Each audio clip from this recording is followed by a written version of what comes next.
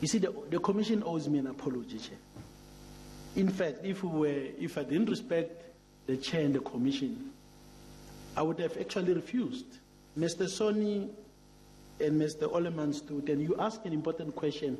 I think it was on the 2nd of July, Chair, I can't recall. You wanted to clarify how many properties and how much.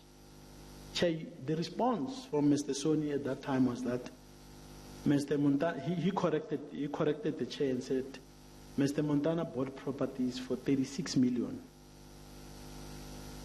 And that is why, Chair, the process we are going to follow, because that is not correct. Okay? And that is why in my affidavit, I deal with these property dealings, Chair, because they are not illegitimate, they are not unlawful. Why Mr. Soni set it up in the manner that he does, it's basically, Chair, aimed at sustaining that false narrative.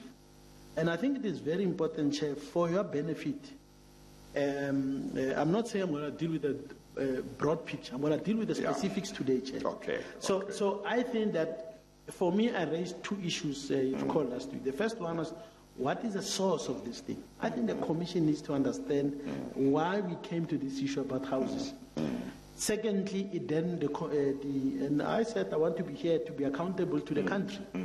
The commission should probe my dealings on anything, including on my properties. And Chair, I've written over 15 pages of my affidavit, focuses on my properties.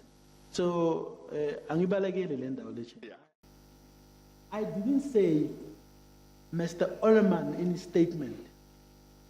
I mentioned the report. I'm saying, Chair, that in its so-called preliminary report on Prasa, the Commission's investigator, Oleman, and evidence leader, Advocate Vas Soni, told the chairperson, okay? And I've clarified, Chair, that during the testimony, you ask a specific question, Chair. And that response is not consistent, it contradicts number 4.